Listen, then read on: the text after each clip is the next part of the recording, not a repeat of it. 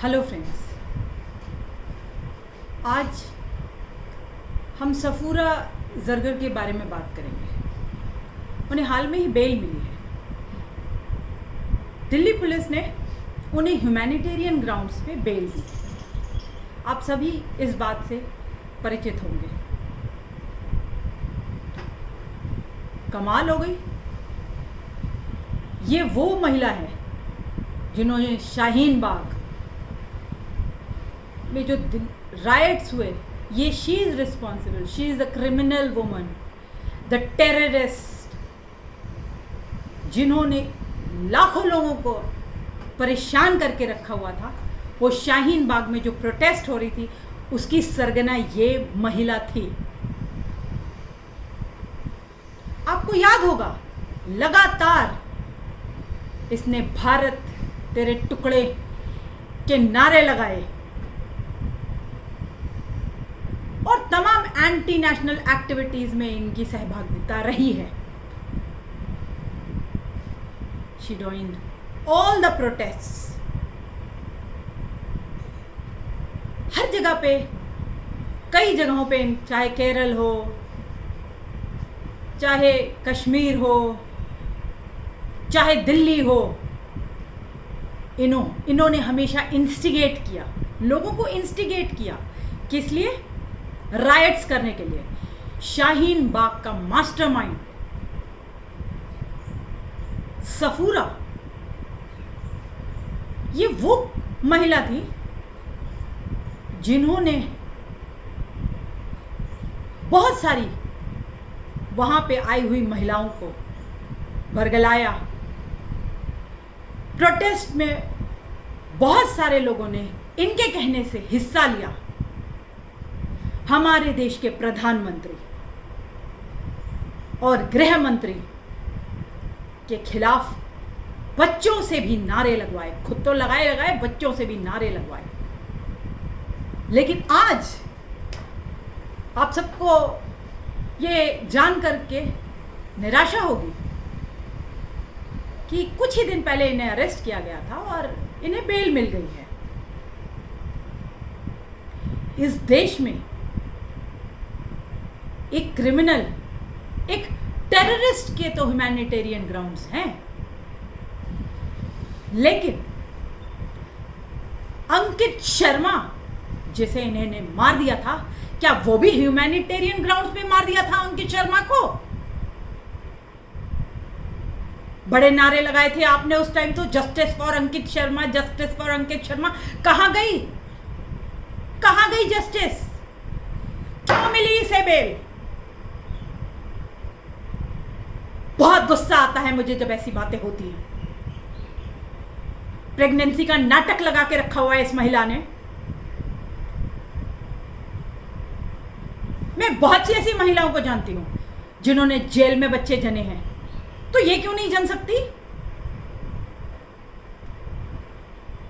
बार बार leftist media ने ये सवाल उठाया कि इनकी तबीयत ठीक नहीं है, कोई कॉम्प्लिकेशंस आ जाएगी बच्चे के साथ तो क्या होगा।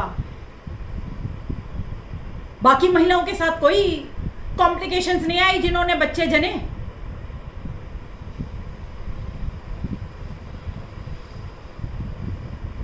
दिल्ली राइट्स में अंकित को खोया हमने, आईबी ऑफिसर था,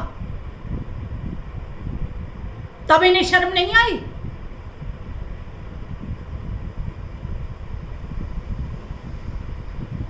शर्मनाक घटना है ये जो दिल्ली पुलिस ने इन्हें बेल दे दी।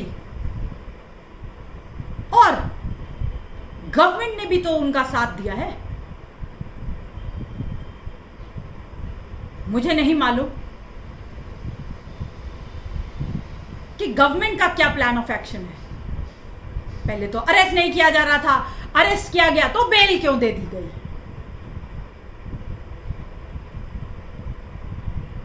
मैं चाहती हूं, मैं दिल से चाहती हूं कि इनका बच्चा जल्द से जल्द पैदा हो और वो एक हेल्दी बेबी हो, जिसको पता चले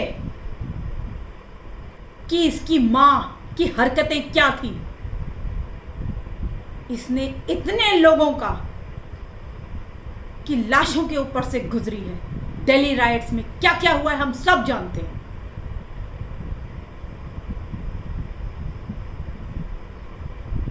अंकित शर्मा की मौत के बाद भी ये नहीं थमी, ये लगातार करती रही, प्रोटेस्ट जारी रखा इन्होंने।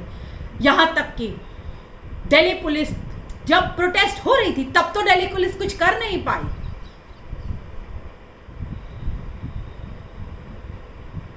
क्या क्या हो रहा था ये आप सभी इसके बारे में जानते हैं,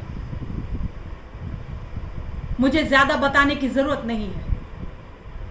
और ये सब दिल्ली पुलिस के होते हुए, सेंट्रल गवर्नमेंट के होते हुए होता रहा। कोई इस महिला का बाल भी बाका नहीं कर पाया। तो मतलब आज के इस देश में अगर आप एंटी नेशनल हैं, अगर आप टेररिस्ट हैं, अगर आप भारत तोड़ो के आंदोलन में हिस्सा लेते हैं, अगर आप टुकड़े टुकड़े गैंग से हैं, तो आपको कोई कुछ नहीं कह सकता। सब आपसे डरेंगे। मैं नहीं डरूंगी, पर मैं लगातार आवाज उठाती रहूंगी। ये गलत हुआ, इन्हें बेल क्यों दी गई? मेरा भाई अंकित शर्मा क्या वापस आएगा? कभी नहीं आएगा। उसे क्यों मारा गया था? क्या उसे भी ह्यूमैनिटेरियन ग्राउंड्स पे मारा गया था? कतई नहीं। मेरा खून खौलता है जब मैं ऐसी बात